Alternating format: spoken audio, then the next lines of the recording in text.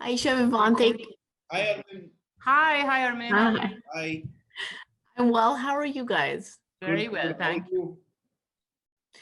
Can I tell you guys that when I watched the trailer of your upcoming project, Sutliyaan, I was struck by how sweet it was, and yet it still showed the complexities of being a family, Right. which I think is so important because I think as South Asians, and I'm not necessarily generalizing, but in my head, I always think to ourselves, we're very traditional. We like to take care of our parents. We like to take care of family. We're much more community oriented than I think some other communities in the world, perhaps.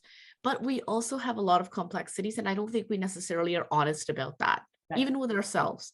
Right. Can I ask you, the two of you, when you took on this project and you were working through it, what were some of the things that came to realization or came to the forefront that sometimes perhaps you believe that we push back in terms of families and the realities of being a part of a family?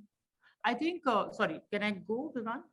Yes, Huh. yes, absolutely. So, no, I've said this in a couple of interviews before because I feel that as Indian women, especially in a more traditional setup when we're homemakers, I think Indian women, or maybe women in general, are not encouraged to speak their mind. And I think they're not encouraged to have a voice. And I think if a woman was to say, look, I'm really tired today, I don't want to make breakfast, or I'm feeling low, I think it's always by her mother-in-law or by her mother itself, by other women, is always generally swept under the carpet, saying, don't be silly, don't indulge yourself. Your husband has come from work, he's tired, your children need you, they have exams, you need to feed them. And I think they accept that reality of their existence very easily. But I think with this show, what happens is when she loses her husband, and when she's kind of like, her children are not there, there's COVID, they can't come to her, she has no way of earning any money anymore. I think she says, I'm going to get up there, I'm going to start a business, I'm going to make friends, I'm going to have a guy friend, and I'm going to be okay about it. And I think that it's very brave to show a woman in a small town Indian milieu to make these decisions. So I think that is what struck me, because I've married, my husband's from a very small town in India. So I've seen how women are treated in general there. And then I relate to this kind of woman because I've seen her, but I'm saying they were brave choices for that character.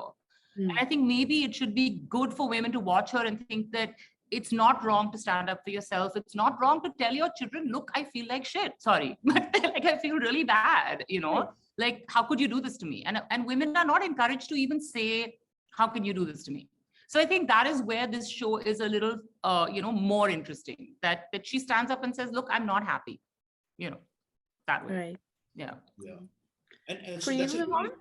that's a really interesting point, Armin, that because really, women, and in particular mothers, have been burdened with the sort of logistical aspects of running a household, the administration of the household, while the men usually get to sort of do recreational stuff or be at their leisure watching TV or pursuing Yeah. their interests and passions, while the women traditionally have always been the ones who are supporting that and propping that up and doing the running around and the Yeah. logistical stuff of all that. And I really hope that changes. I hope that more women are encouraged to follow their passions and follow their dreams. And also that women get more spare time, because this is a very interesting thing also in the show that explores that the mother Supriya, she basically pursues her own hobby and interest and makes that into a profession, makes that into a business, right? Making the macrame products. There's a wonderful Yes. reel that ZEE5 Global and ZEE5 had also put out the other day about how the mummy has become the entrepreneur figure in the house, which is such a unique thing, right? And that's and it, another, I'll give you a personal example also of once where we were shooting in Bhopal, and I think we had an off day, and it was like about 12 o'clock in the afternoon, and Ayesha stepped out of her room and she was just at a loss, because she was like, at 12 o'clock at this time of the day, my day is pandemonium, it's chaos, I'm organizing 100 things, and this is the case with all of us, in Bombay, most of our lives, and especially women, as who end up, the logistical side of it, the administration side of it falls onto their shoulders. So it was such an interesting thing, that day, Aisha, you said that it's 12 o'clock and I feel as if there's nothing to do. Yeah. That's interesting. The more I listen to you speak, the more I think to myself, and I hate to say it, but it's 2022, and I feel as though I go through some of the same things that Yeah. I think it's kind of global, right? It is. At the end of the day, there's also, I think, this theme where the world expects you to be happy, to be sort sort of like a sacrificial lamb. Like, Yeah. you should be happy about making sacrifices for your You become family, your great. You're kids. you're put on a pedestal. If you when people talk about you and they say she's such a wonderful woman, she never complains, and I'm like, why is Yes. that a good thing? Have you not heard that? She's so nice, my Falani auntie. And when someone dies, she lived her life so gracefully, never complained, always happy. I said, where has that become a virtue? Like, she probably killed herself in the process. So sorry. Possible, yeah. Yeah. No, it's true though. You sometimes I wonder. I was actually talking to somebody close in my family, and she had said to me, she said, I really wanted to buy a bike and go bike riding, but then both of my sons said, no, don't do that. You're too old for that. Correct. And I said, I remember reacting so strongly to that and saying, why are they dictating what you should be doing? So it's funny, you also, my mom shares this sometimes. She says, sometimes I feel as though women, when they're born, they're listening to their parents. Yeah. Then they listen to their husbands And then or they their listen to their partners. children. That's very Then they true. listen to their children. Yeah. Right? Yeah. So I felt a little bit of that. And I remember telling my mom after I watched the trailer, I said, this is what I feel. I feel like it's something you said to me. Tell me, of course, with a lot of that can come built-in resentment, Yeah. especially on the mother's part. Kids can be somewhat clueless sometimes. Yeah. They can be, even if they're aware, they can sometimes be not as understanding because they're not in the same time and place as, the mother has Yeah. been.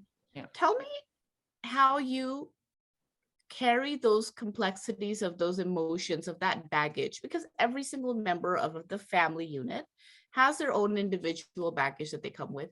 I think it's important for it to be in the eyes, especially for the mom. Yeah. And I see it, Ayesha, when I was looking at the trailer, especially, I was like, I can see it in her eyes. Tell me about how you, even if it's a light scene, perhaps, how do you make sure the eyes remain consistent in showing that you've had a long journey? I don't know if I actually did put so much thought into it. I think I would be lying to say if I had put in so much prep work, because we honestly didn't have too much time. But I think this is my husband's an actor and I look up to him immensely, but I think he always told me, he says, even if it's the loudest scene in the world, even if it's this completely over the top comedy, which you're feeling so wrong about doing, if there is truth in it, it will work. It will not come across as over the top or crazy. So I think that that's something you try and keep in any scene that you do, is that if there's truth, it will, I know it's a very large term, but I think that essentially as an actor, you always have to find the truth in the emotion, that you feel it. You don't have to just show it. Like, it's not something, it's like old school acting was dusting. If you saw Indian theater, there would be a servant that would walk across the stage with a duster. So that's like the demonstrative acting, like I'm not really dusting. I'm just showing you I'm dusting. So avoid dusting. Yeah. Yeah. For you, Vivaan, how important is it to focus on the eyes, or like Ayesha, it comes naturally if there's truth in the scene? No, the eyes are absolutely, they're the Windows to your windows. I was just going to say that. They are the looking glass, the periscope into the soul, literally. But the expressive eyes, I think. Well, here's the funny thing is that the camera really has a sort of telepathic aspect to it, that it can sort of read one's mind, and that whatever one is feeling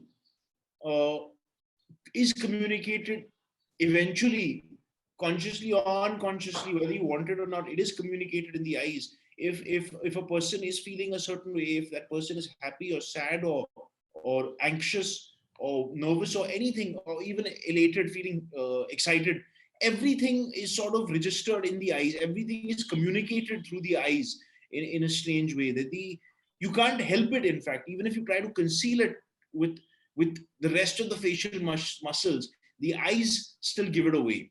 And the eyes, in fact, what's really interesting is also how to calibrate the expression in the eyes, because oftentimes what you're communicating through one's eyes can be disproportionate to what the scene requires. Because there's a famous example often given of, like, suppose if you have to do a crying scene, you mustn't necessarily think of something very sad that's happened to you in your life. You must, because that can be the emotion unleashed can be disproportionate to what is required. Because Ah, suppose you have to do a scene where you're crying because you got bad marks in your exam, but the actor is actually crying because they lost their pet. So then the flood of tears is completely disproportionate to the situation To at the hand. situation, yeah. Which is why it's very important for the actor to inhabit the imagination of the character and be feeling the character's emotions rather Right. than their own Their emotions. own emotions, yeah. So the eyes in particular, I would say the eyes of a 32-year-old as me are significantly different from the eyes of a college student. And so there was, I suppose, a recalibration required in the eyes to communicate what Raman, as opposed to Vivaan, was going through. But the eyes aspect, it's interesting that you mentioned the eyes, because a lot of people have stressed the importance of the communication and the expressiveness of eyes in film acting, especially. right.